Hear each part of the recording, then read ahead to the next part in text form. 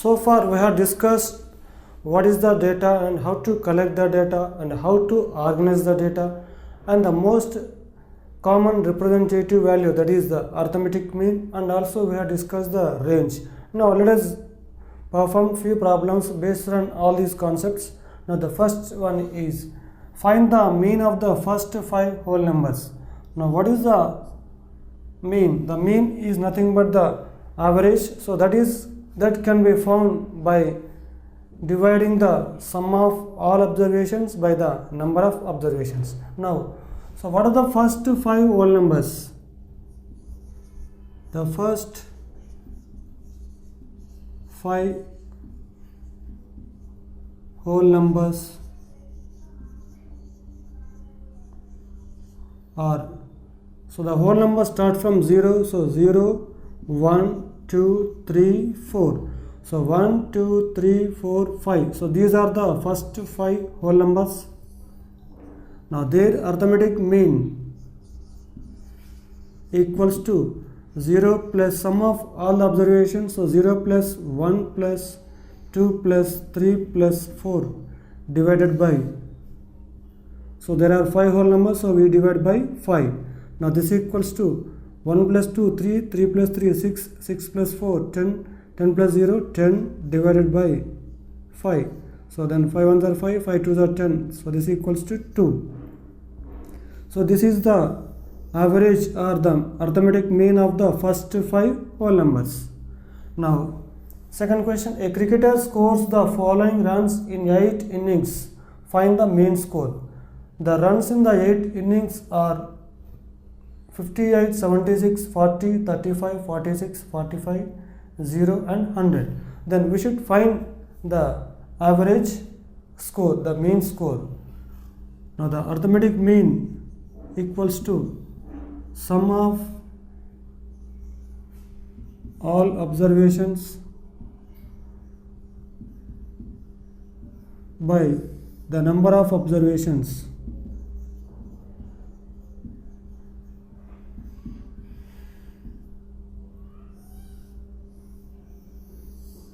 So then arithmetic mean or mean equals to sum of the observations means 58 plus 76 plus 40 plus 35 plus 46 plus 45 plus 0 plus 100 divided by, so there are 8 innings, so by 8.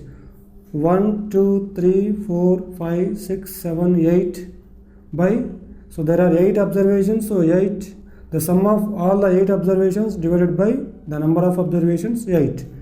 Now let us add all the observations. Now 8 plus 6, 14, 14 plus 0, 14, 14 plus 5, 19, 19 plus 6, 25, 25 plus 5, 30, 30 plus 0, 30 plus 0, 30, 0, and 3 plus 5, 8, 8 plus 7, 15, 15 plus 4, 19, 19 plus 3, 22, 22 plus 4, 26 plus 4, 30, 30 plus 10, 40. So we got the sum of observations as 400 by the number of observations 8. So when you divide 400 by 8, 8 ones are 8, 8 5 are 40, 0. So this equals to 50. So the mean score of the cricketer, therefore mean score of the cricketer is 50. Now let us see the next question. The marks out of 100 obtained by a group of students in a science test are 85, 76, 90, 85, 39, 48, 56, 95, 81 and 75. So these are the marks of the group of students out of 100. Now find the mean marks obtained by the students, the highest and the lowest marks obtained by the students, and also the range of the marks obtained by the students. Now let us find first the mean marks obtained by the students. So the first one, the mean, arithmetic mean equals to sum of observations by the number of observations.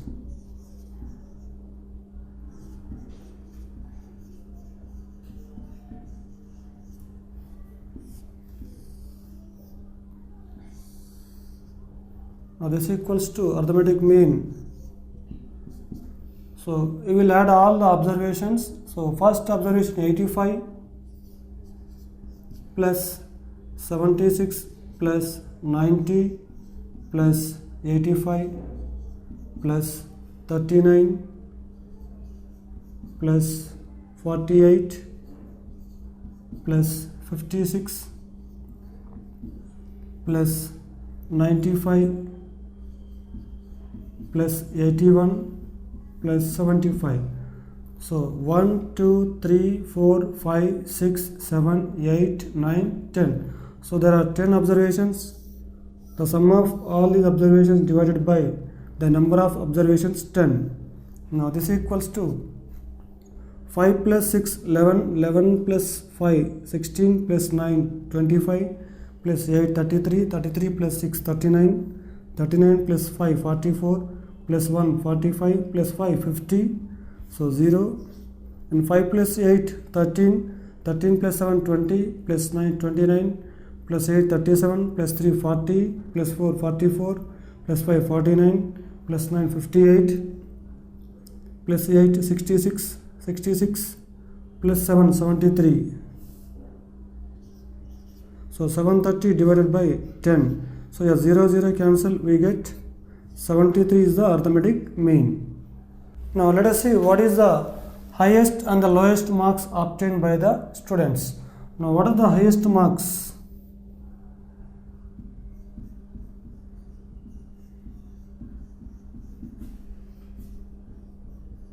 Highest marks equals to, if you observe all these observations, then we find that 95 is the highest marks.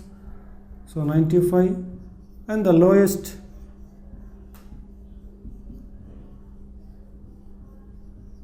so that lowest marks is 39. So 39 is the lowest marks. Now let us find the range of the observations. So range equals to highest marks minus lowest marks. Highest marks minus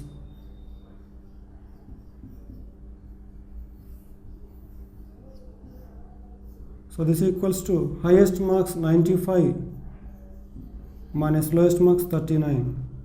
So 15 minus 9, 6, 8 minus 3, 5. So 56 is the range of the given observations. Now let us see the next question. The rainfall in millimeters in a city on 7 days of a certain week was recorded as follows. So the day and the rainfall in millimeters given: Monday 0.0, Tuesday 12.2, Wednesday 2.1, Thursday 0.0, Friday 20.5, Saturday 5.5 and Sunday 1.1. Now we should find the range of the rainfall in the above data and find the mean rainfall for the week, and also on how many days was the rainfall less than the mean rainfall. So first let us find the range of the rainfall. So for this, first we will find, so what is the maximum value? The highest value is 20.5, highest rainfall equals to 20.5 and the lowest rainfall is 0.0.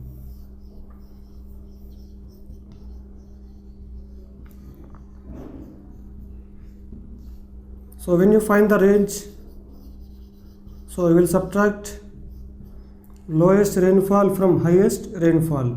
So highest rainfall minus lowest rainfall.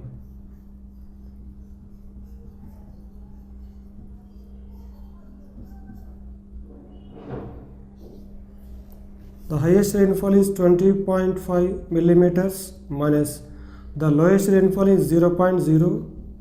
So this equals to 20.5 millimeters.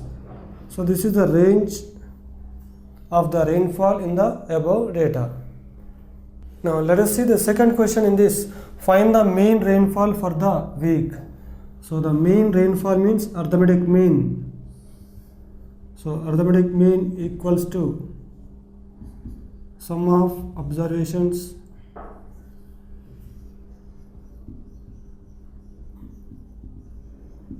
by number of observations.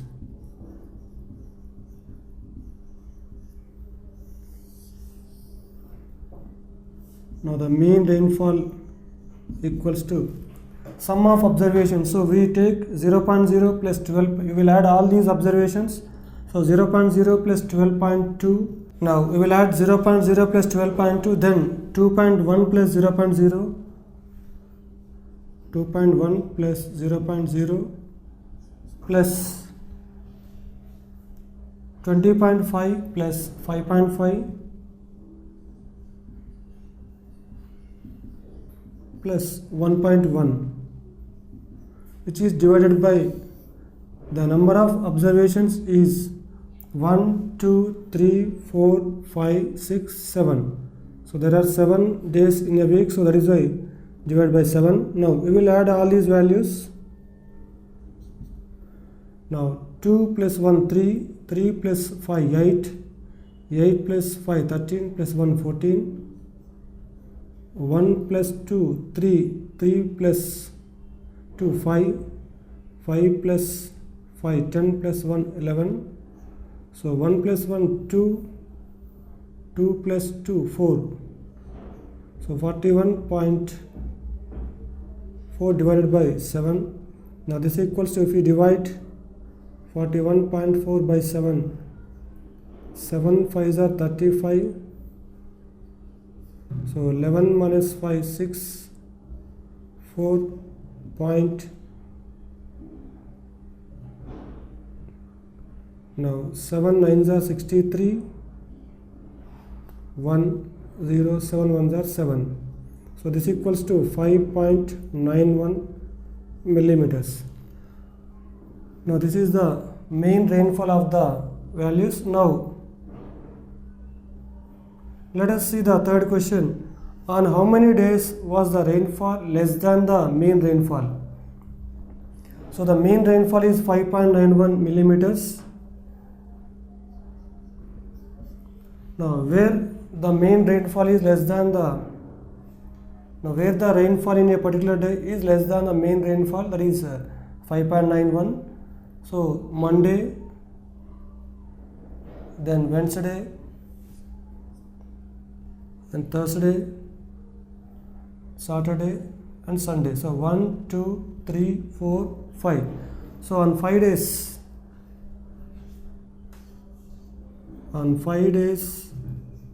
so on 5 days the rainfall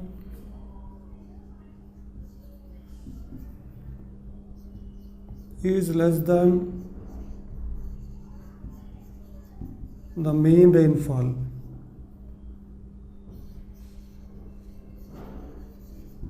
Now let us discuss the another representative value, means not only the arithmetic mean. So for the given data, according to the form of the given data, so it can have the different kinds of representative values. So the second one is the mode. Now let us discuss what is mode.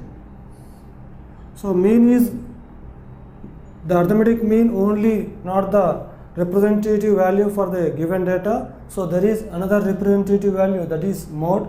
For example, if a shopkeeper sells the shirts of different sizes in the month, now size of the shirt and the number of shirts given in a table. Now for example, of different sizes, he is selling the shirts in different number. For example, 95 centimeters he sold in a particular month 120, and 100 centimeters shirts he sold 150 number of shirts, and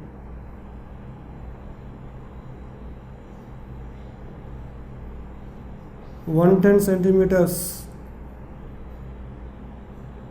140 and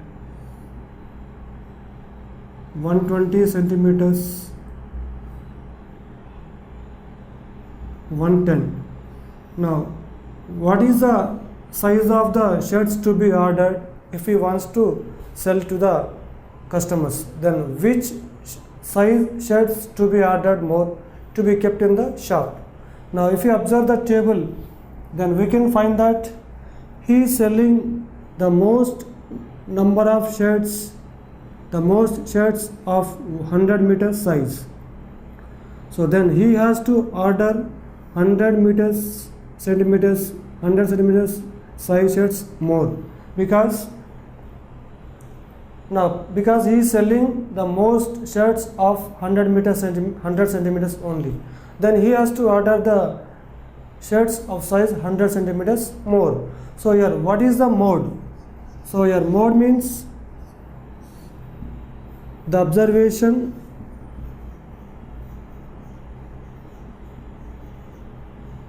which occurs most frequently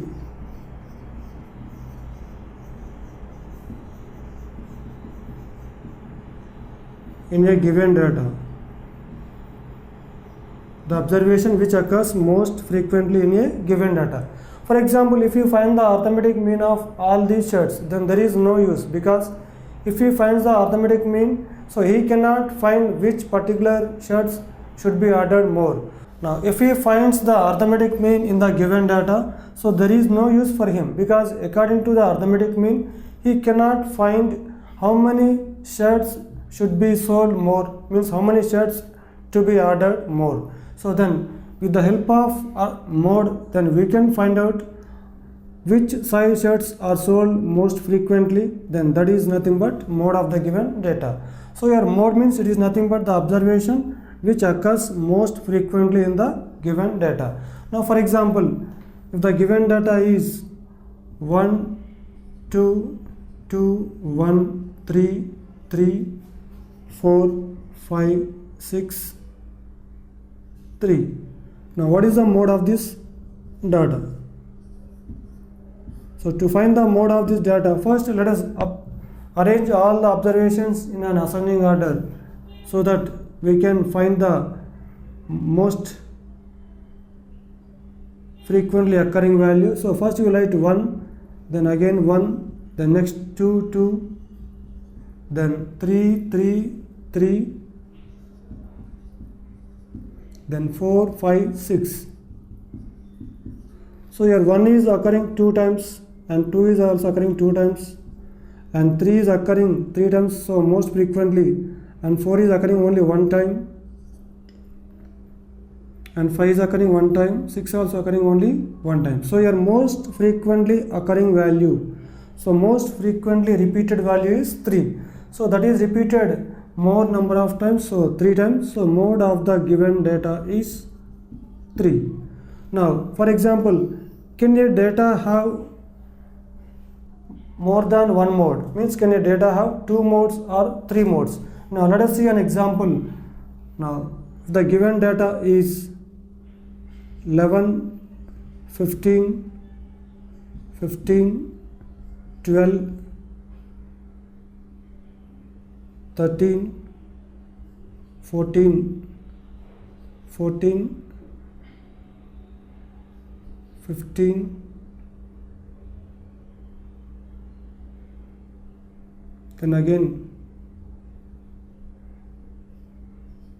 14. Now let us write all the observations in the ascending order. So first you will take 11, then 12, then 13, then 14 is repeated 1, 2, 3 times, 14, 14, 14, and 15 also repeated 3 times, 1, 2, 3, so 15, 15 and 15. Here the observation 14 occurs 3 times, and the observation 15 also occurs 3 times. So the given data has 2 modes. So there are 2 modes in the given data. So this type of data is called bimodal data. So a given data can also have more than one mode. So here if for a given data mode exists, then it may not be unique. So for a given data there will be more than one mode. So if a data has two modes, then it is called bimodal data. Now here modes are 14 and 15. Now let us see how to find the mode of large data.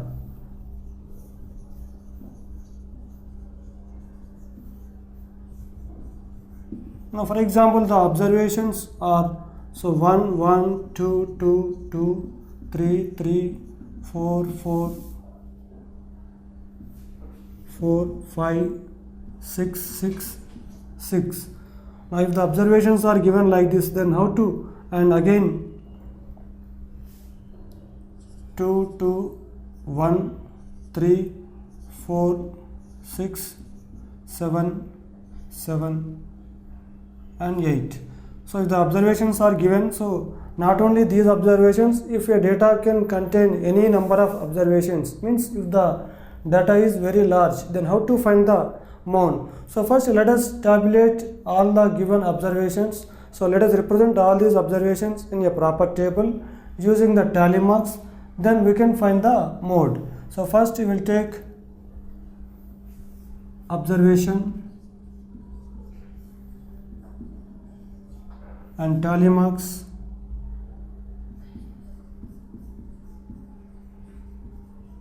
and the frequency.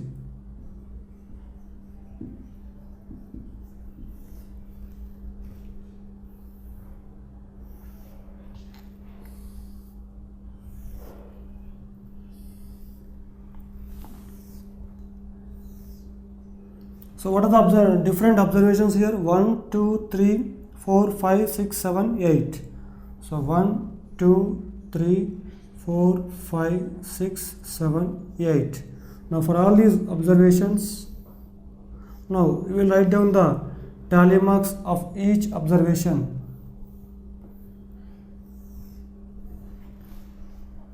So 1 occurred 1, 2, 3 times. So 3 tally marks for representing 1.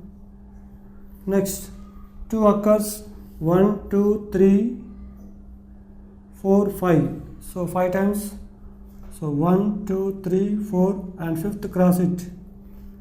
Now 3. So 3 occurs 1, 2, 3 times. So 1, 2, 3 times. Then 4. 1, 2, 3, 4 times. So 1, 2, 3, 4 tally marks. And to represent 5, so 5 is occurring only one time, so we'll take 1 tally mark. And 6, 1, 2, 3, 4, so 4 times. 1, 2, 3, 4. Then 7 occurs 2 times.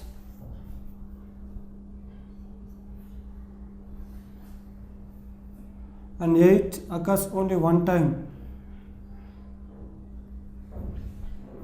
Now let us write the frequency, means number of times repeated. We will write in the third column. So 1 3 times, then 2 5 times, 3 times, 4 times, 5 1 time, 6 also 4 times, and 7 2 times, then 8 1 time. So total 1 plus 2 3, 3 plus 4 7 plus 1 8, 8 plus 4 12, 12 plus 3 15, plus 5 20, plus 3 23 observations. So let us count 1 2 3 4 5 6 7 8 9 10 11 12 13 14 15 16 17 18 19 20 21 22 23. Now out of all these 23 observations, which observation repeated most number of times? That is, so maximum 5 times repeated, that is 2. So mode of the data is 2. So if the large data is given, then we can find the mode of the given large data by drawing the proper table by tabulating the given data in the form of observations, tally marks and frequency. Now let us see the next question. Following data gives total marks out of 600 obtained by 6 children of a particular class. Represent the data on a bar graph. Now the students are Ajay and his marks are 450, and Bali got 500 marks, Deepti 300 marks, Fayaz 360 marks, Geetika 400 marks and Hari 540 marks. So we have to represent all the marks of the students, 6 students, using the bar graph. Now these marks are given in hundreds. So let us choose the scale as 1 unit equals to. Now scale. So we can take 1 unit equals to 100 marks. And on the exact and horizontal line,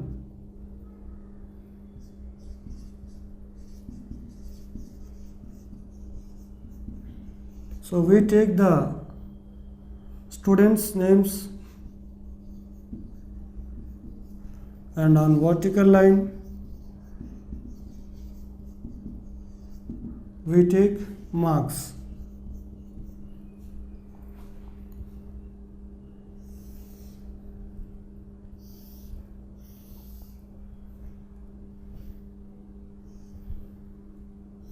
So on the horizontal line we take students,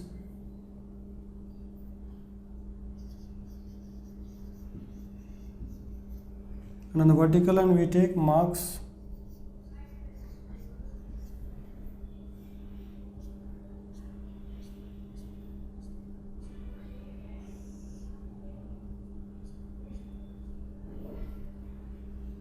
Now first 0, then 100. As we have chosen the scale 100 marks for each unit, so 100, 200, 300, 400, 500, 600 and 700. Now we should represent the marks of each student using the rectangle or using the bar. Now the first student Ajay got 450 marks. So between 400 and 500, so that is 450 marks.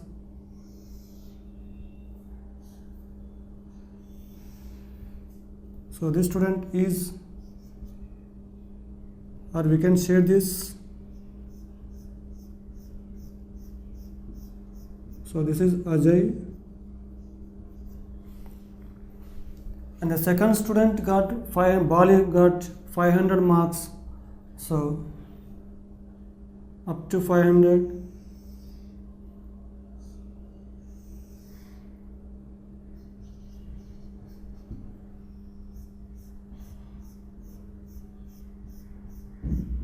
And the third student Deepti got 300 marks.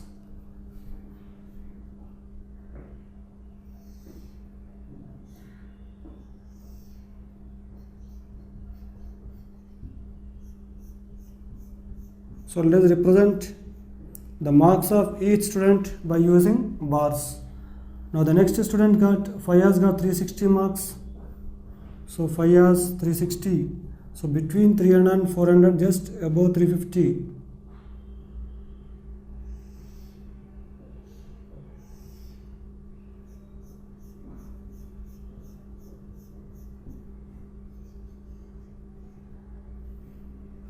The Fayaz.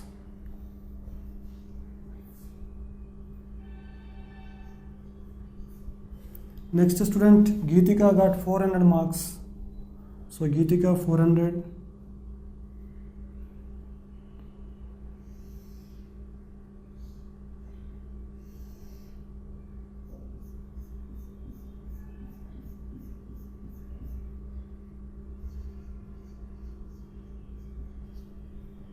And next student Hari got 540 marks. So above 500.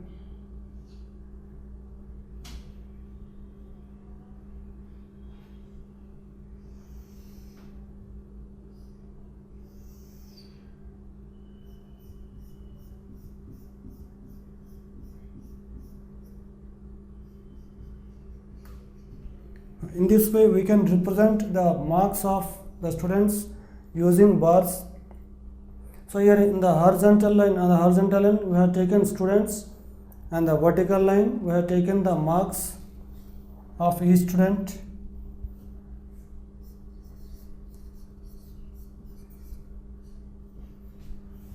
Now here each bar or each rectangle represents the marks of each student. Now from this we can find the mode of the given observations.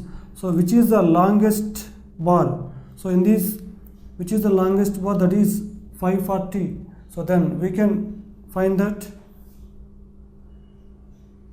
the mode of the given observations is 540. Now let us see the next question. The performance of a student in first term and second term is given.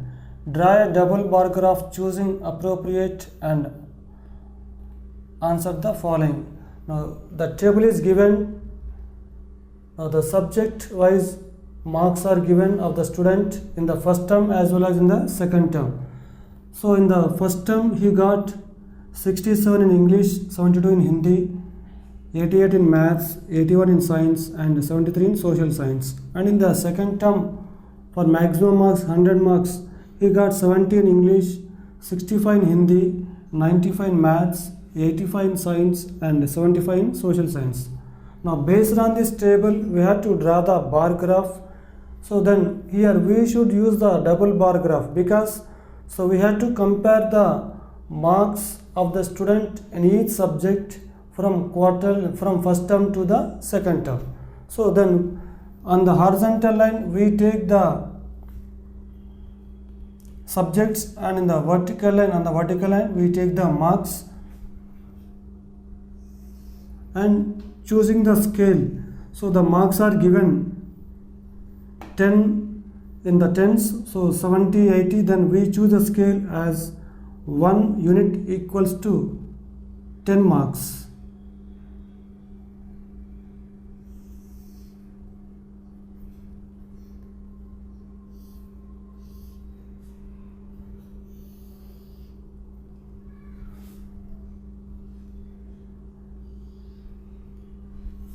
On the horizontal line we take subjects,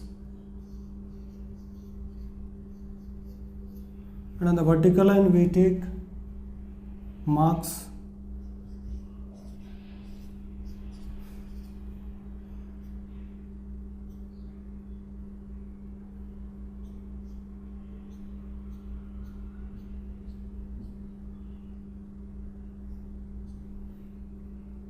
Ten, 20, 30, 40, 50, 60, 70, 80, 90, then 100.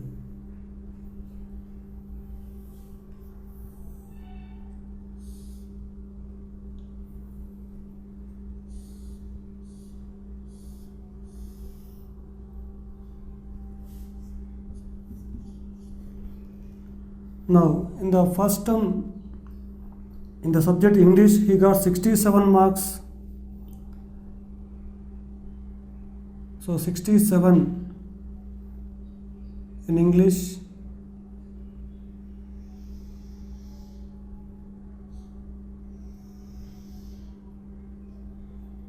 So the shaded part represents English marks.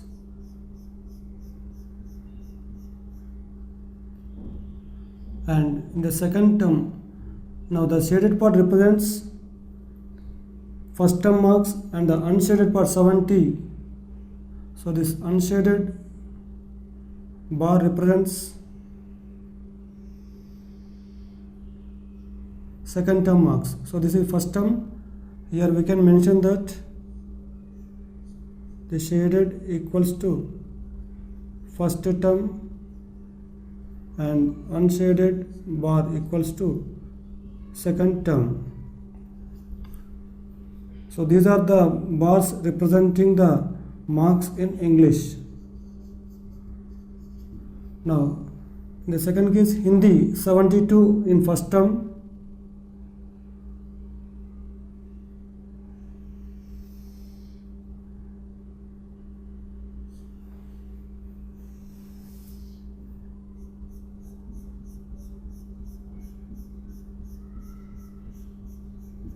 and 65 in second term.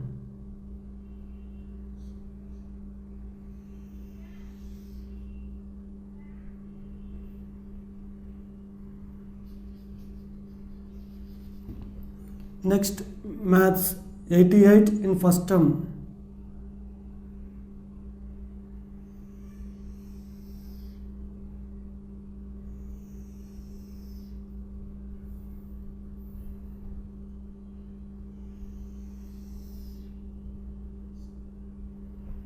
So if you write the marks here, 67, then 70, then 72, 65, then 88. So this first term represents shaded bar,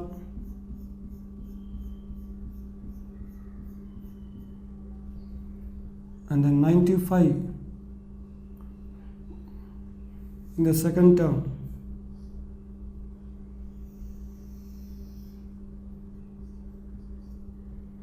So this represents maths. Next, so in science, first term he scored 81 marks.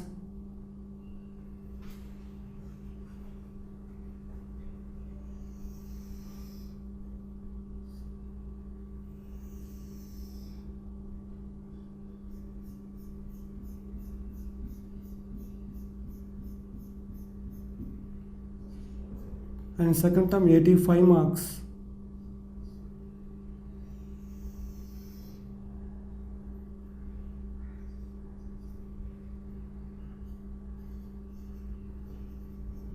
Next, in social science, 73 in first term.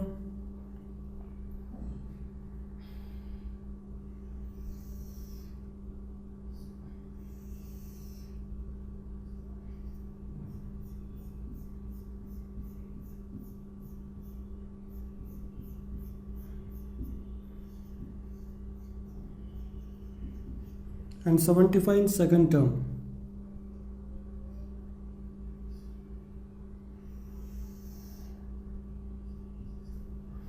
Now let us answer the following questions based on the double bar graph. In which subject is the improvement most? So when you compare the first term marks with the second term marks, so your difference is 3 marks, and here there is downfall in the subject. Here difference is 7 marks, the improvement of 7 marks in maths, and here the improvement is 4 marks, and here the improvement is 2 marks.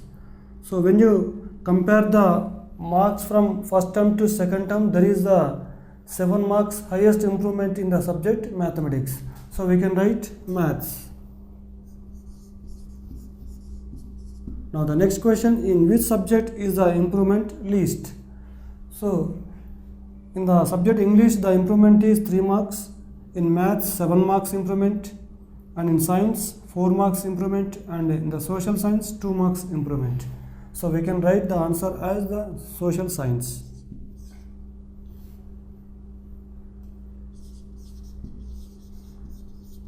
Next, has the performance gone down in any subject? Yes.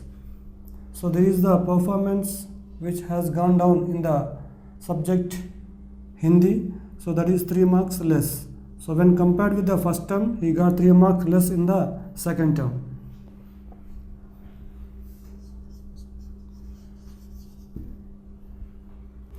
So far we have discussed the representation of bar graphs and also double bar graphs, and we have solved few problems based on the graphs. Now let us see what is the chance and probability.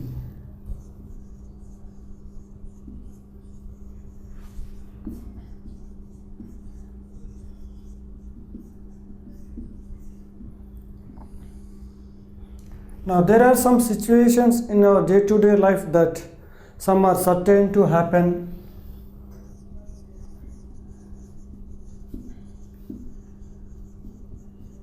and some that are impossible, and some may or may not happen.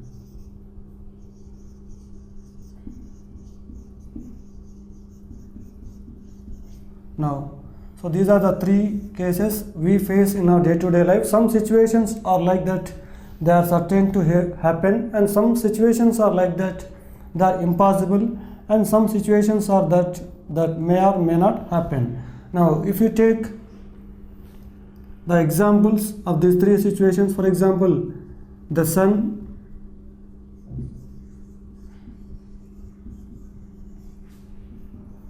coming up from the west, the sun coming up from the west. If you observe this statement, this is impossible because the sun does not come up from the west, the sun rises in the east. So this is a statement which is impossible. And if we increase the radius of a circle, its area increases. So this is certain to happen, because if you increase the radius of the circle, then obviously its area increases. So it is certain to happen.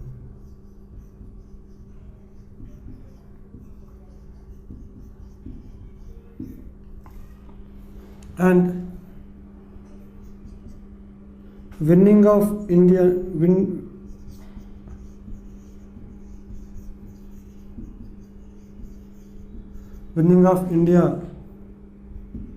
in the next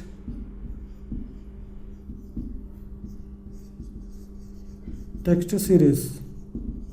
So we cannot predict whether India will win the next text series or not.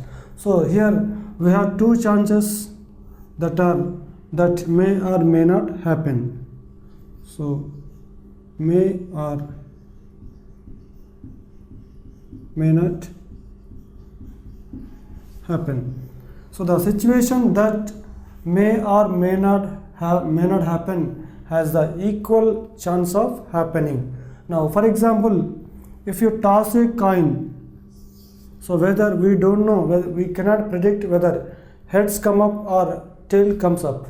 So for example, if you toss a coin for several times, and let us note down the number of heads and the number of tails. So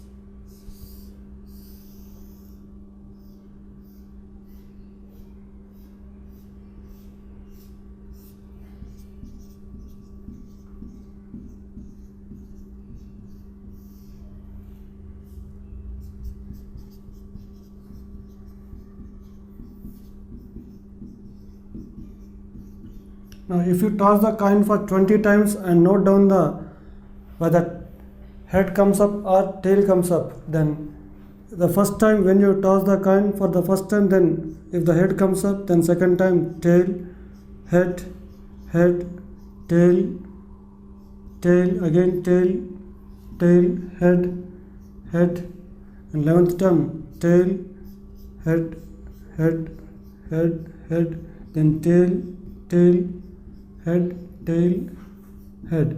So here we cannot find any particular pattern to predict whether the head comes up or tail comes up.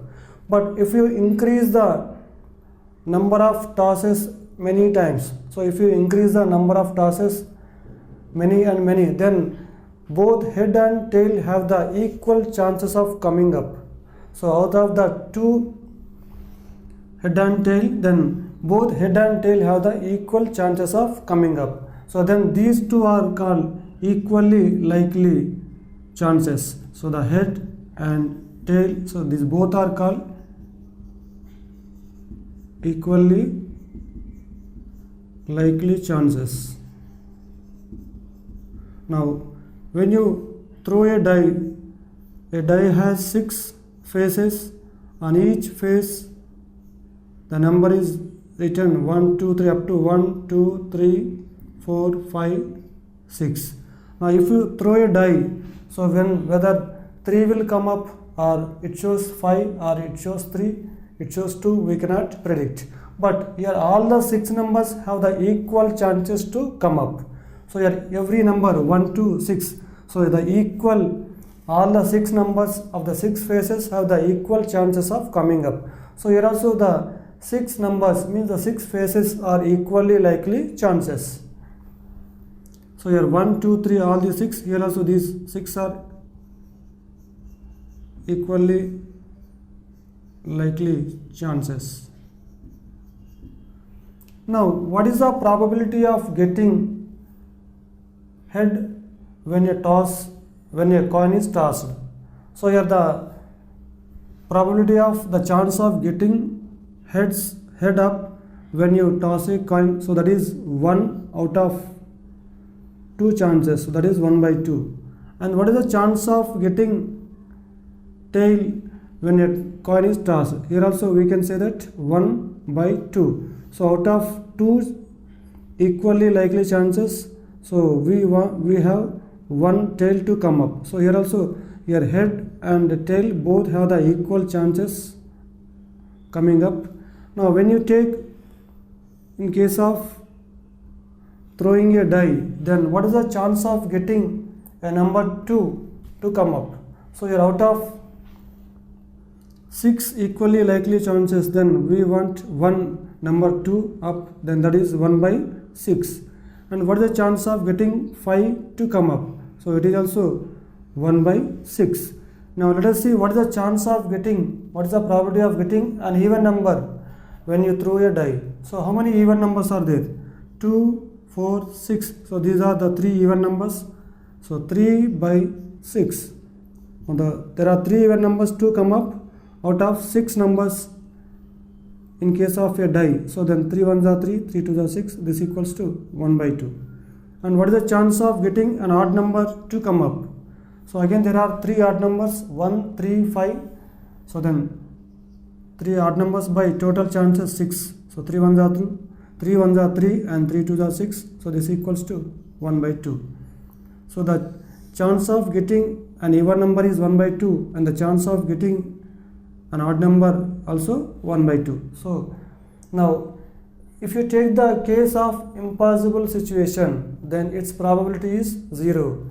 In the case of here, the sun coming up from the west, so its chance is 0. So the probability of an impossible situation is 0. And what is the probability of the situation which is certain to happen? So if you increase the radius of the circle, its area also increases. So the probability of the situation certain to happen is 1. So the probability of any situation lies between 0 and 1, including 0 and 1. So far we have discussed what is the situation to certain to happen, and what are the situations which are impossible, and what are the situations either can happen or cannot happen, means may or may not happen. And we have also discussed the chance and probability and the equally likely outcomes. Now let us solve a few problems regarding all these topics.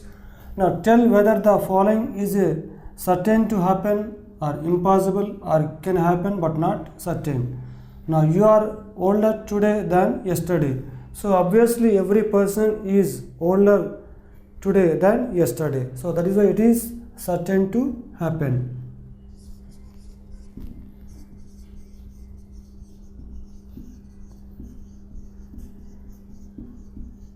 Now the second question, a tossed coin will land heads up.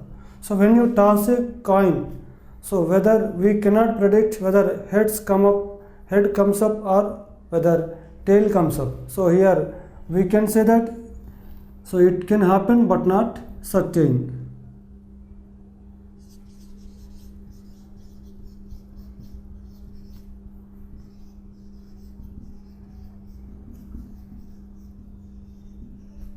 Next, a die when tossed shall land up with 8 on the top. So when you toss a die, when you throw a die, actually there is only the chance of coming the chance is 1, 2, 3, 4, 5, 6 to come up, because if you take any die, then all the 6 faces of the die are numbered with 1, 2, 3, 4, 5, 6 up to 6, but not 7, but not 8. So when a die when tossed shall land up with 8 on the top, so this is impossible situation.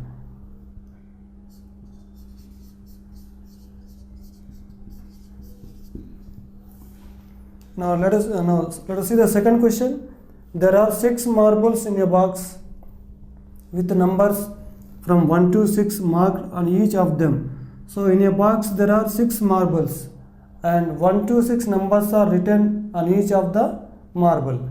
Then what is the probability of drawing a marble with number 2? So how many marbles are there in the box with number 2? So that is 1. So 1 out of the total number of marbles is 6. So there are equally likely outcomes. The possible outcomes are 6. Then we have only 1 marble to take out with number 2. So to draw the marble with number 2, there is only 1 marble out of 6 marbles.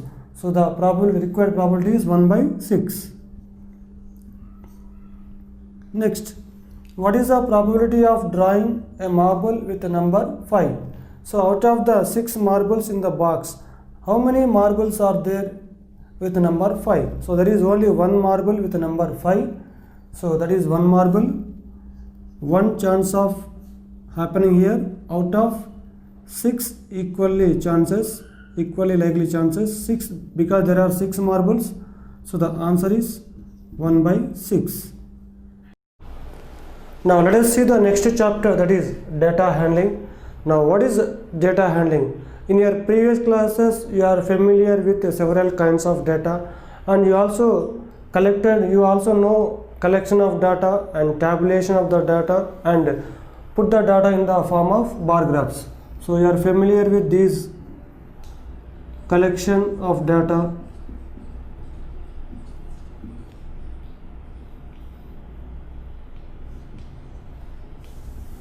tabulating it,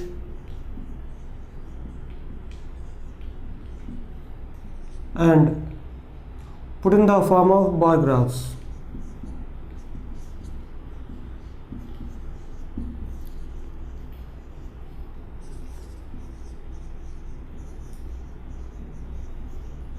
Now first, what is the data?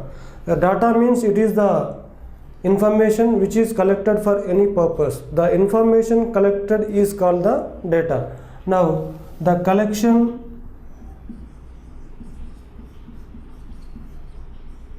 recording and presentation. The collection, recording and presentation of any data helps us organize the experiences and draw the inferences from them. So the collection of data and recording it and presentation of the data helps us organize our experiences and draw inferences from them. Now you are already familiar with several kinds of data, and this data you can observe through the newspapers, magazines or television. For example, if you take the data, in a particular test, the 5 students have got the marks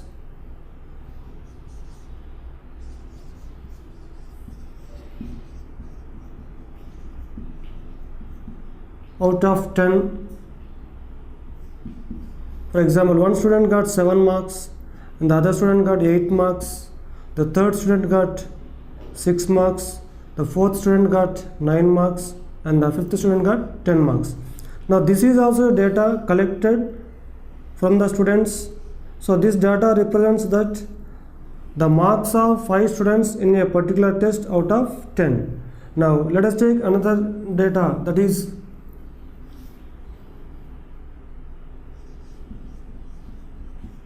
weekly absentees in a class. Now in this, first you will take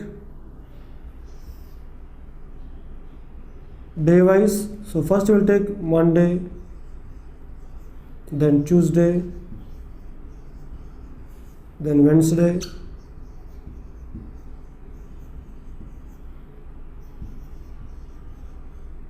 Thursday,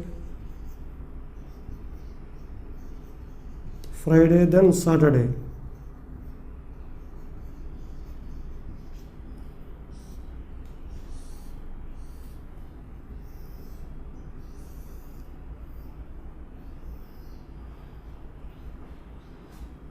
Here, the first column represents day, in the second column absentees.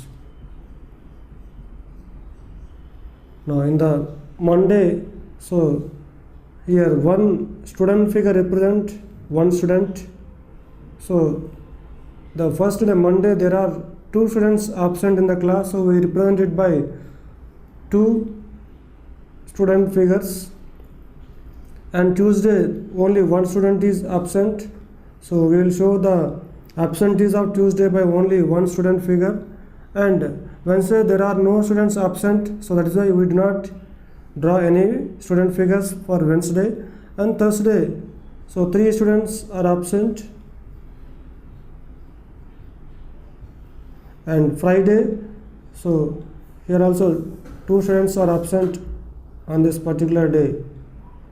And Saturday,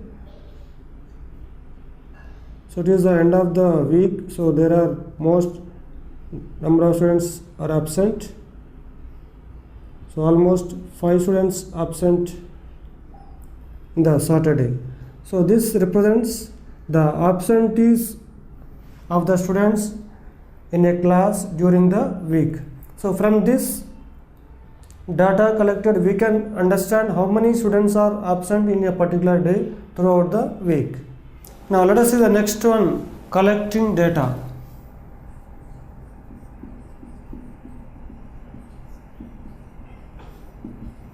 How to collect the data? Now, if a given collection of data may not give us the specific information related to the data. For example, if you take the absentees of the students day wise, then here we don't know how many students are there in the class and how many are here. We know only absentees, but we don't know how many students are present in that particular day. And what is the total number of students absent throughout the week, also we don't know. So for collecting any data, first we should know whether it gives the specific information related to the data or not. So for this we need to collect the data keeping that specific information in our mind. Now before collecting data,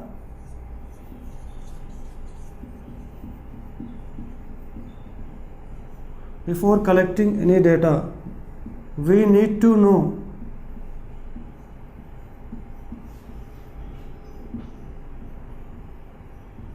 what we use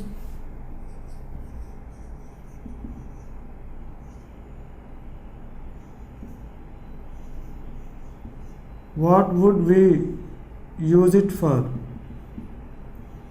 means, so what is the use of the data we must know before collecting any data. Now if you collect the data, for example the marks, the performance of students in a particular subject,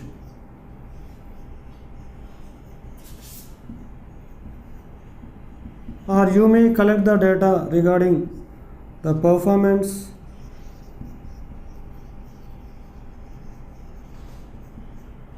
of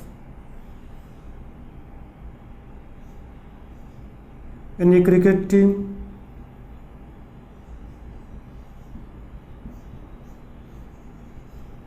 or you may collect the data, for example the women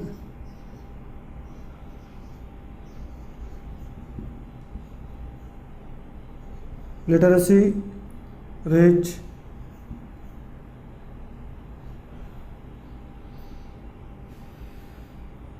in a state or district,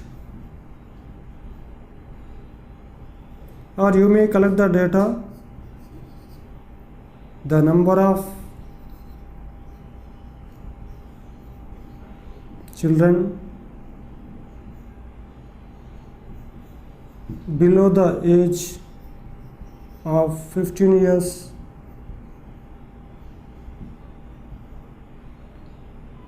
in a village. So you can collect the data regarding the performance of students in a particular subject, or you can collect the data, the performance of any cricket team or any football team, or you can collect the data regarding the women literacy rate in a state or any district, or it may be the number of children below the age of 15 years in a village. So whatever you collect the data, that information should reflect the data should reflect the specific information related to that data. So keeping that specific information in our mind, you should collect the data. So means we should know the use of the given data before collecting it.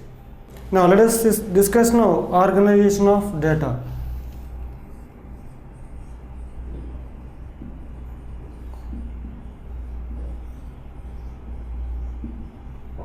Now if you collect any data, the data collected that needs to be organized in a proper table so that it becomes easy to understand and interpret.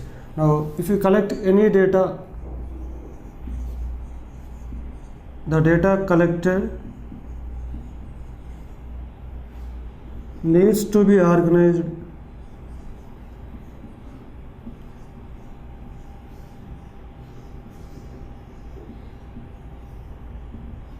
in a proper table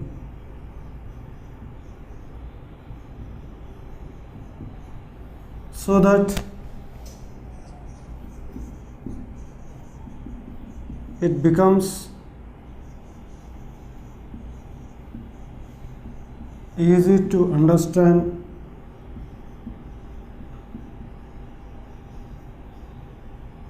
and interpret. Now let us see with an example. For example, in a maths test, the students of marks, 6 students marks are given.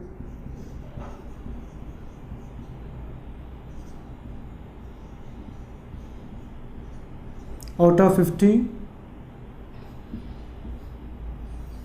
Now for example, first student got 35 and the second student got 45 and third student got 40 and fourth student got 30 marks, then fifth student got 48 and sixth student got 38. So these are the marks of 1, 2, 3, 4, 5, 6 students. Now but here we don't know which particular student has got how many marks. So for this information we should write the marks in a proper table so that we can understand that the marks of each student. Now for this we tabulate this data. So first we will take serial number. So then we take student name and here marks.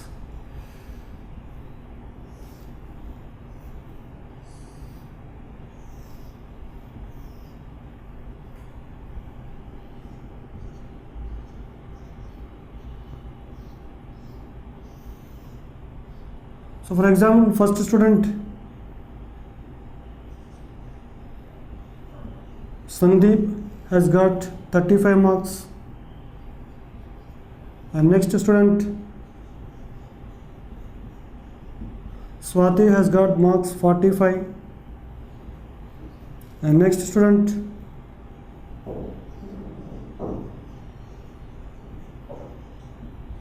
Sravanti has got 40 marks. Then Uday has got 30 marks. Next Bhanu has got 48 marks and the last student Kiran has got 38 marks. Now from this table, if you represent the data in a proper table, so we can understand the marks of each student. And if you want to know the marks in the ascending order or in the descending order, means we should know which particular student got the highest marks and which particular student has got the lowest marks. Then we can arrange all these students' marks in descending order. Now we will tabulate it again so that we know the highest marks and the lowest marks.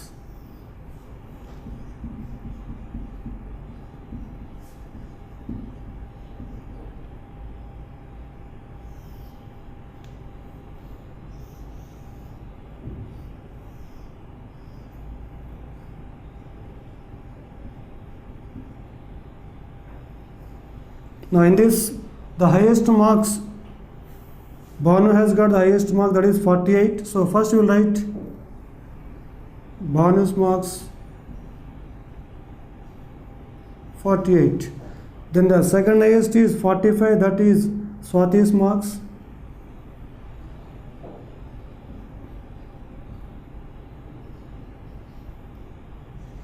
Next highest marks 40, that is Sravanti has got 40 marks.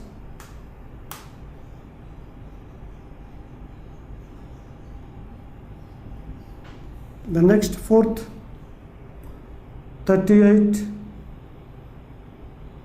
Kiran.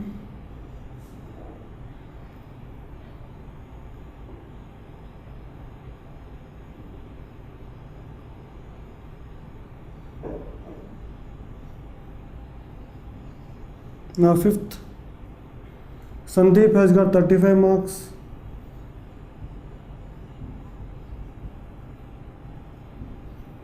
Then sixth, Uday has got 30 marks.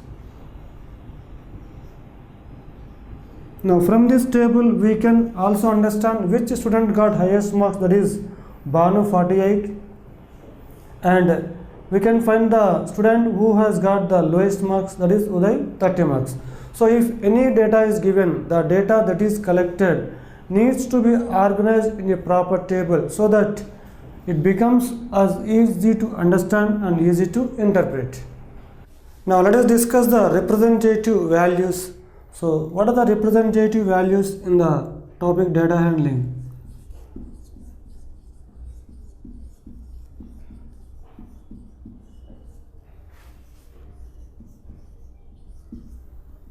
Now you are already familiar with the term average in our day-to-day life. So what is the average? For example, let us take a situation. For example, Manisha spends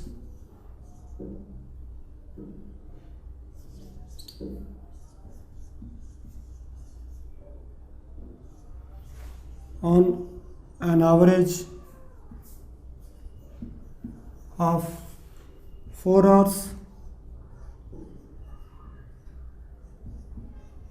per day in her studies.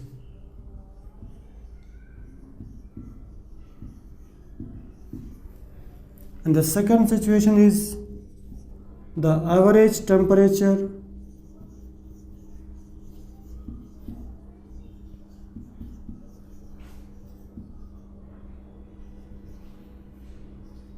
of the year in a place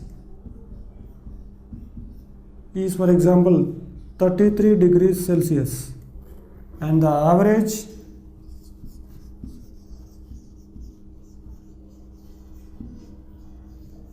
age of students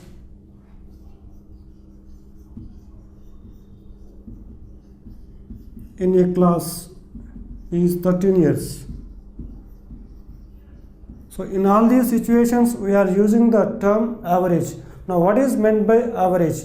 For example, Manisha spends on an average of 4 hours per day in her studies. Means she does not spend exactly 4 hours per day in her studies. One day she may spend more than 4 hours, means maybe 5 hours, and the other day she may spend the less than 4 hours, means one day she may spend 3 hours, or one day she may spend 2 hours, and one day she may spend for 7 hours, more than 4 hours or more than less than 4 hours.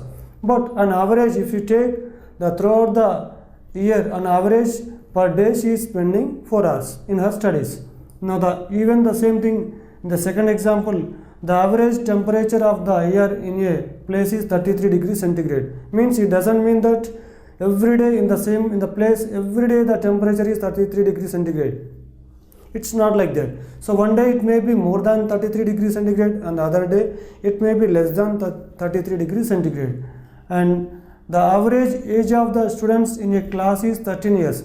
So here also it's not like that the age of each student is exactly 13 years. So one student's age is 14 years and the other student's age is 12 years or 11 years. But on average, if you take an average, the age of each student, average age of each student in the class is 13 years. So your average is a number that represents the central tendency of the collection of the data. So it shows the central tendency, the middlemost value. So the average is a number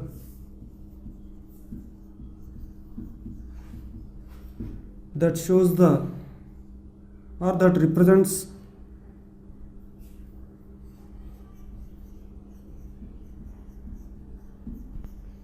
a central tendency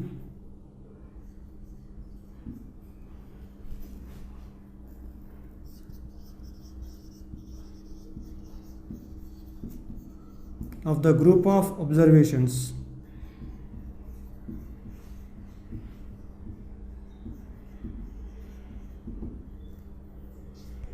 Now, as the average lies between the highest value and the lowest value of the given group of observations, so it shows the central tendency of the group of observations. Now, different kinds of data need different representative values. So here average is also one of the representative values, and different kinds of data need different type of representative values. So one of the representative values is average, or it is also known as arithmetic mean. Now let us see what is the arithmetic mean. Now let us see what is the arithmetic mean.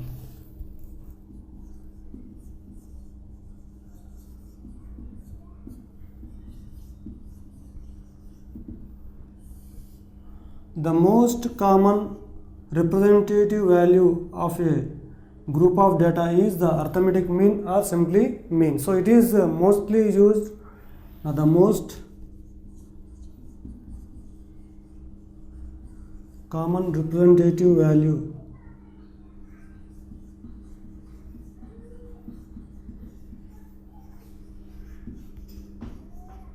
of a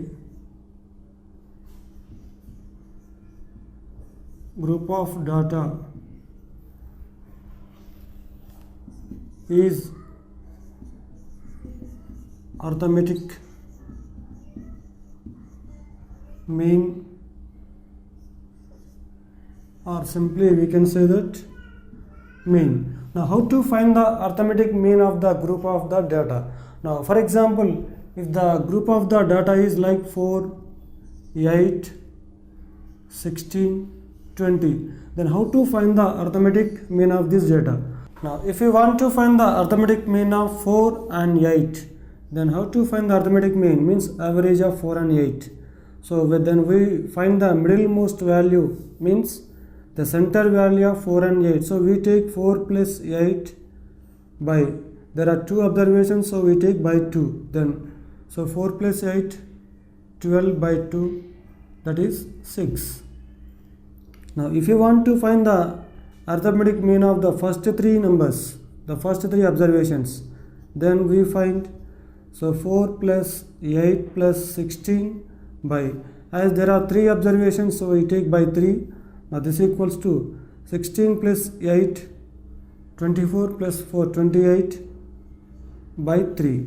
Now if we divide 28 by 3, then we get 3 9s are 27, 1.033s are 9, 1.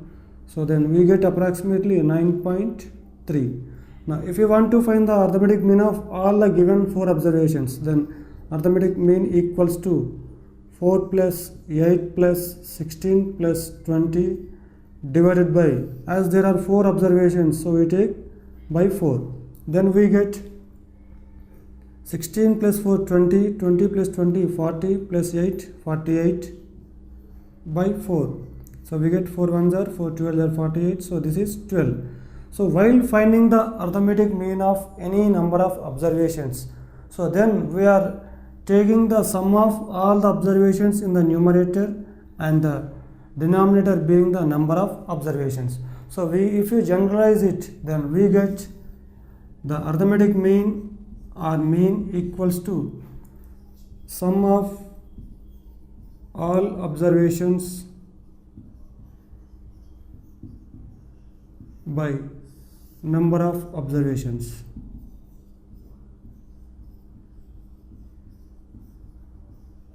So in the numerator we will take the sum of all the given observations and we will divide this by the total number of observations. So then this gives the arithmetic mean or mean of any collection of the data. Now if you take the fourth case, while finding the arithmetic mean of the observations, now we got here the 12 is arithmetic mean. Now check whether the observation, whether the arithmetic mean is bigger than each observation. Now here 12 is bigger than 4 and 8. So it is not bigger than each observation. Now check whether it is smaller than each observation.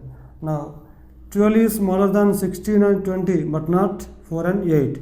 So then we can conclude that it is not bigger than each observation and it is not smaller than each observation. And what is the highest observation in the data? So that is 20 and the lowest observation in the data is 4. Then the arithmetic mean lies between the highest and the lowest observations of the given data.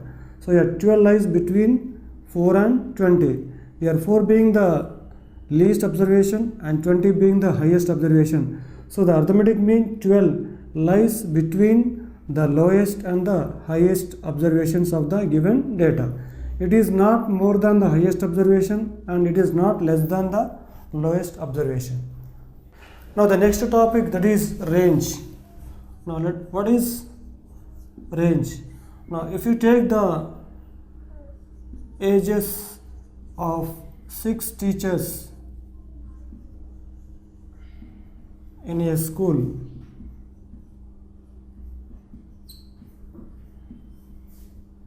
in years.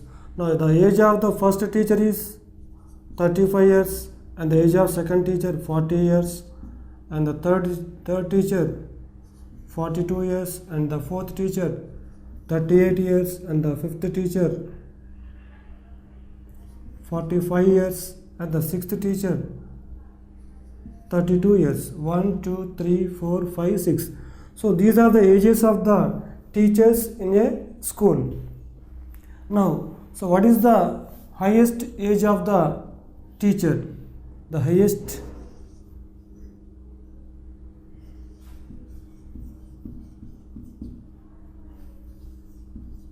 age of a teacher, so that is 42 years. No, 45 years. The highest age of a teacher is 45 years and the lowest age, is 32 years. Now what is the difference between these two values? Now the difference between the highest observation and the lowest observation gives us the idea of the observations, how they spread in the given data. Now the difference between the highest and the lowest observations of the data, so gives us the idea of the observations, how they spread in the given data. So that difference is called as the range. Now the range equals to highest observation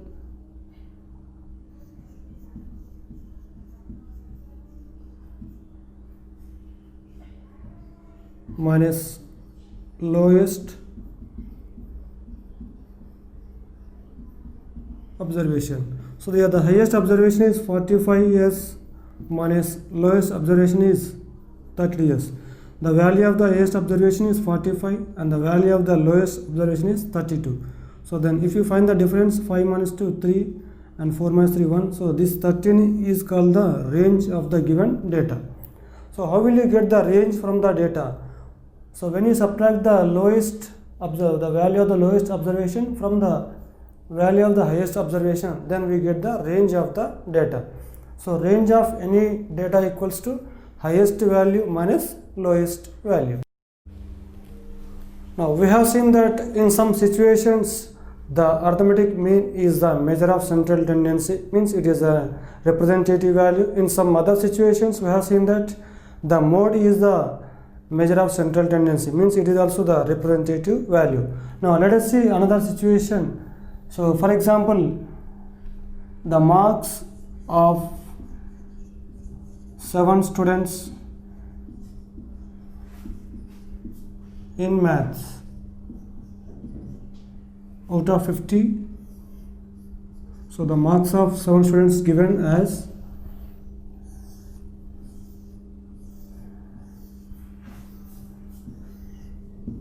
so for example, one particular student got 35 out of 50 and the next other student got 40 marks, then other student got 48 marks, then the next student got 38, then 42, then other student got 41 marks, then 36 marks. So these are the marks of the 7 students in a subject mathematics out of 50. Now if the teacher has to divide the 7 students into 2 groups of equal students, now how can she divide the 7 students into 2 groups? But each group should consist of the same number of students. Then is the arithmetic mean appropriate representative value here? Obviously no. So if you find the arithmetic mean of all these 7 students, we get the central value of the 7 students. But if you find the mode, also here we cannot divide the students into 2 groups. Now let us divide. Now first let us arrange all the marks in the ascending order first. Then first you will take 35, then you will take 36. So now I am writing ascending order.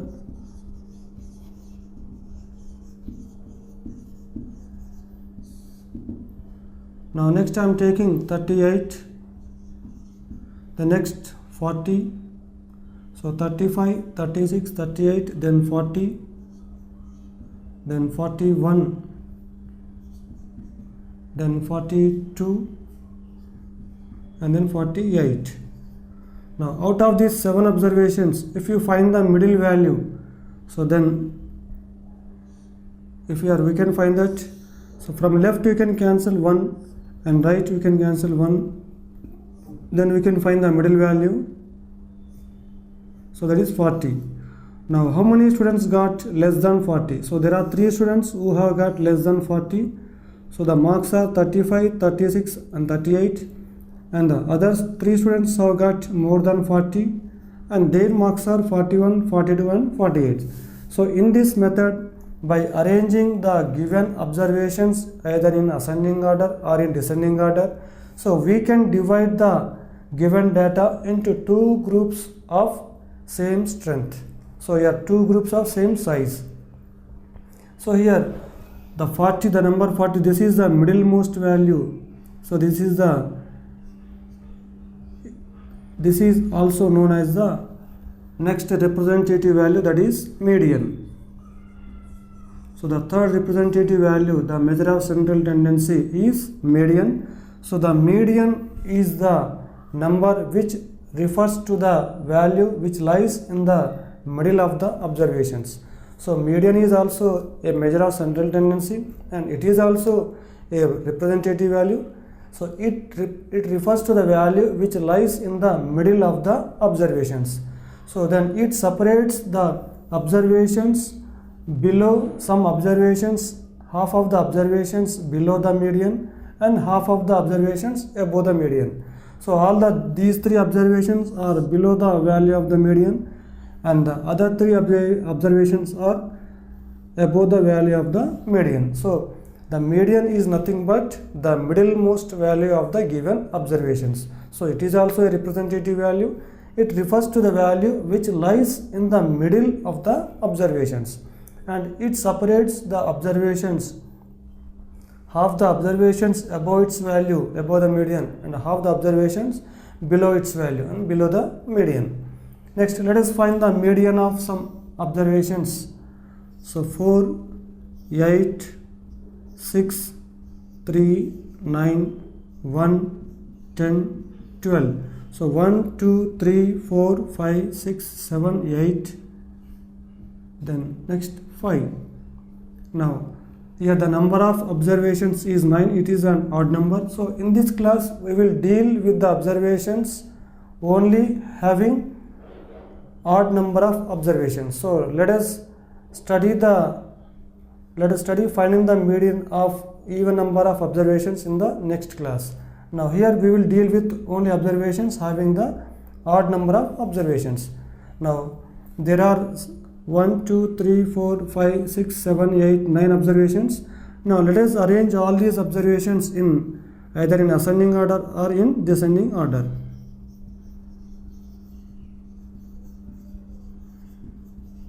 So first, ascending order, the lowest value is 1, the next 3, then 4, next observation 5, next observation 6, then 8, 9, 10, 12.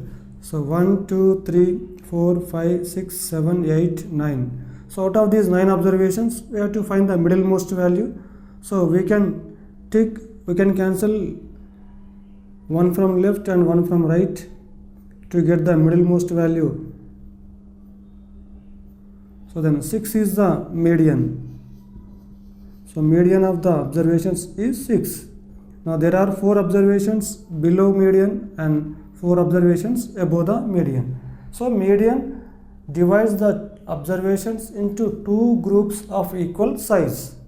So far we have discussed what is the mode and what is the median, and we have also already discussed the most common central tendency value, that is mean. Now based on all these concepts we will do few problems now. So the first question, the runs scored in a cricket match by 11 players is as follows. So find the mean, mode and median of this data. Are the three same? So the runs scored in the match are 6, 15, 120, 50, 100, 80, 10, 15, 8, 10, 15.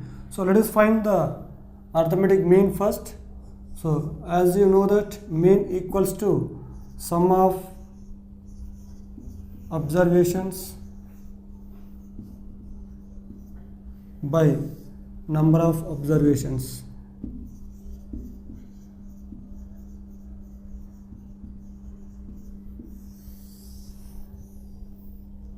Now this equals to sum of the observations means 6 plus 15 plus 120 plus 50 plus 100 plus 80 plus 10 plus 15 plus 8 plus 10 plus 15 divided by the number of observations 1, 2, 3, 4, 5, 6, 7, 8, 9, 10, 11. So there are 11 observations. Now this equals to 6 plus 5, 11, 11 plus 5, 16, 16 plus 8, 24 plus 5, 29, and 2 plus 1, 3, 3 plus 2, 5, 5 plus 5, 10, 10 plus 8, 18, 18 plus 1, 19, plus 1, 20, plus 1, 21, plus 1, 22. So 2 plus 1, 3, 3 plus 1, 4. So 429 by 11. So if you divide 429 by 11, 11 ones are 11, 11 3s are 33, 9 remainder 99, 11 9s are 99. So this equals to 39. Now the arithmetic mean of the given observations is 39. Now let us find the median and mode of the data.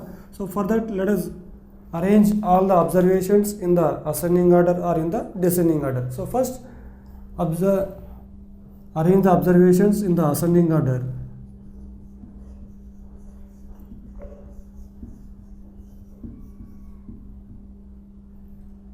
So in the least value, the lowest observation is 6. Then next observation 8. The next observation 10. Again one more 10 is there, 10. The next observation 15, and there are two 15s.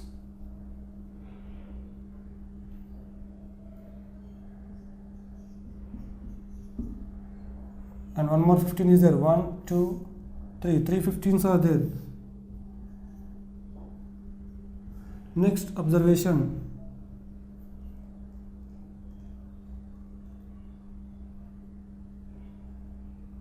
50, 80, 100, 120.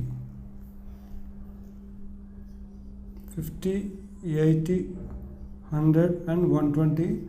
Now let us count the observations 1, 2, 3, 4, 5, 6, 7, 8, 9, 10, 11. So if you arrange all these observations in the ascending order, then we can find the mode or median easily. Now mode equals to, now which is occurring most frequently. Here 10 occurs 2 times, so, and 3 occurs, and 15 occurs 3 times. So mode equals to 15. Then let us find the median. To find the median means the middlemost value. So when you cut the observations, one from left and one from right, 10, 80, 10, 50, 15, 15. So the median is 15. So 15 is the middlemost observation in the given data, and mode is 15, that is also 15. So it is the most frequently occurring observation, that is 15. But whereas mean is, arithmetic mean is 39. Now the next question, are the 3 same? No, the 3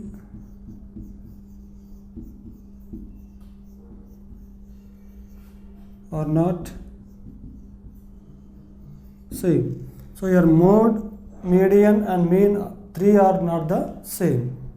Now let us see the next question. Find the mode and median of the data 13, 16, 12, 14, 19, 12, 14, 13, 14. Also find the mean of the data. Now first let us find the mode and median, then find the mean. So for this, first let us write the observations in ascending order.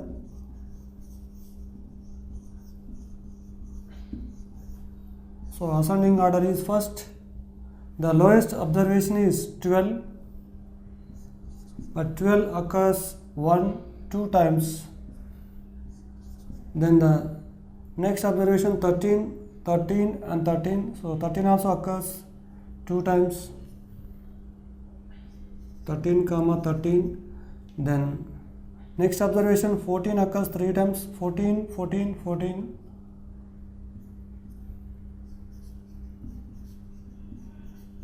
Next observation 16, then 19. So 1, 2, 3, 4, 5, 6, 7, 8, 9. So 1, 2, 3, 4, 5, 6, 7, 8, 9. So there are 9 observations. Now 12 occurs 2 times, 13 occurs 2 times, and 14 occurs 3 times, 16 1 time, 19 1 time. So the most frequently occurring observation is 14. So therefore mode of the observations is 14, which is occurring 3 times, and the median, let us find the median, means the middlemost observation. So we can cancel one from left and one from right to find the median. 16, 13, 14, 13, 14. So the middlemost observation is 14. So here both mode and median are same. Mode and median are same. Now let us find the arithmetic mean. So to find the arithmetic mean, sum of observations by number of observations by number of observations. Now your mean equals to, so if you take all the observations 13 plus sum of observation, then we write 13 plus, or we can take this ascending order, 12 plus 12 plus 13 plus 13 plus 14 plus 14 plus 14 plus 16 plus 19 by, so there are 9 observations by 9. 1, 2, 3, 4, 5, 6, 7, 8, 9. Now 2 plus 2, 4, 4 plus 3, 7, 7 plus 3, 10, plus 4, 14, plus 4, 18, plus 4, 22, plus 6, 28, plus 9, 37. So 2 plus 2, 4, 3, 7, 3, 10, 14, 18, 4, 22, 28, 9, 37. Now 3 plus 1, 4, 5, 6, 7, 8, 9, 10, 11, 12. So 127 by 9. Now if you divide 127 by 9, now if you add once again, so 9 plus 6, 15, plus 4, 19, plus 4, 23, plus 4, 27, plus 3, 30, 33, 35, 37, 3, 1, 4, 5, 6, 7, 8, 9, 10, 11, 12. So 127 by 9. Now 9 ones are 9, 3 remainder 37, 9 fours are 36, 1.0, 9 ones are 9. So 14.1 is the arithmetic mean of the given observations. Now let us discuss the bar graphs. So what is a bar graph and what is a double bar graph?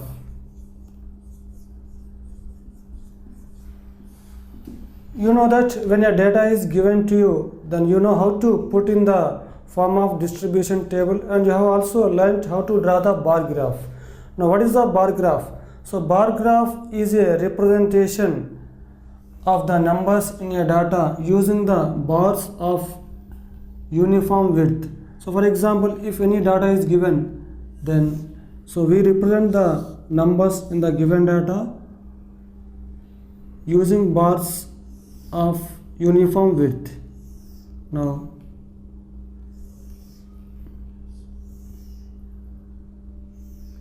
and there is equal gap between any two consecutive bars. So on the horizontal line we will take the observations like subjects or anything, and on the vertical line we take the frequency.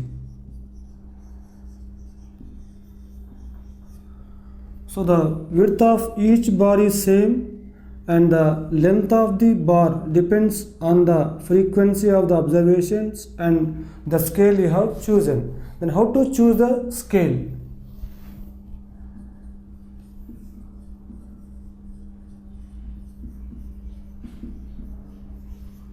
The scale of any bar graph depends on the values of the observations. For example, if the values of the observations are like 20, 35, 40 and tens, then we can choose the scale as 1 unit equals to 20 marks or 10 marks, or 1 unit equals to 10 students, or 10 marks, or anything.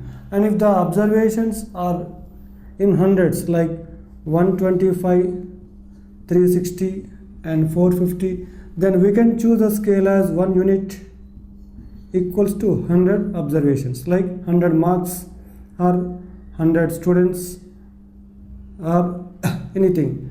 Now that the choosing the scale depends on the given value, given observations. Now what is the double bar graph?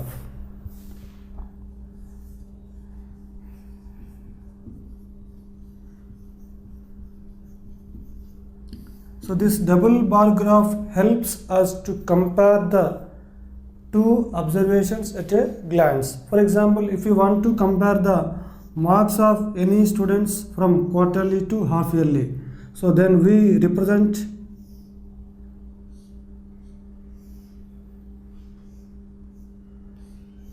here the shaded bar represents quarterly marks and the unshaded bar represents half yearly marks. So this quarterly and this is half yearly, and the next bar, so here also in different subjects. So for example, you are comparing the marks of a student in different subjects like mathematics, science, then social or English. So in each double bar, so the shaded bar, shaded rectangle represents the quarterly marks and the unshaded represents the half yearly marks. So here we can immediately compare the marks of the student from quarterly to half yearly. So in this way we can use the double bar graph. So here also we have to choose the scale depending on the given values of the observations. Now let us see the bar graph and answer the questions. Now use the given bar graph to answer the following questions. Now in this bar graph, the pets owned by students of class 7. So on the horizontal axis, horizontal line, we have taken the pet animals. On the vertical line, we have taken the number of students. Here the chosen scale is, so 1 unit equals to 2 students. So this is the scale of this bar graph. Now, how many students have dogs as the pet animal? So there are 8 students. Then how many students have cat as the pet animal? So there are 10 students. And rabbits, so that is 2 students. Then hamsters, so 5 students, there are 5 students who have hamsters as the pet animal, and others 3 students. Now let us answer the questions. The first question, which is the most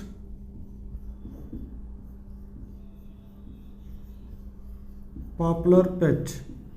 So which is the most popular pet from the given bar graph? So we can see that the length of the bar graph cats is more, so it is of 10 units, 10 students. So we can understand that cat is the most popular pet.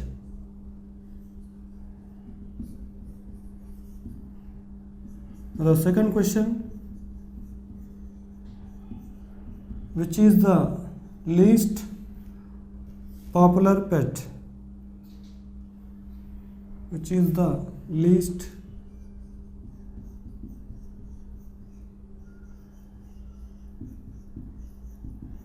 so that is the length of the bar representing rabbits is very small, so this rabbit can be considered as the least popular pet. Now rabbit can be considered as the least popular pet. Now the third question, how many students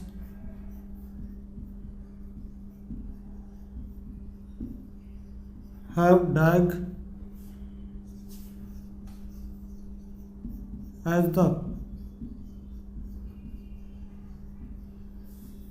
pet animal? How many students have dog as the pet animal? So there are 8 students who have dog as the pet animal. So we can write 8 students. Now in this way we can answer any question based on the given bar graph by observing the length of each bar in the bar graph.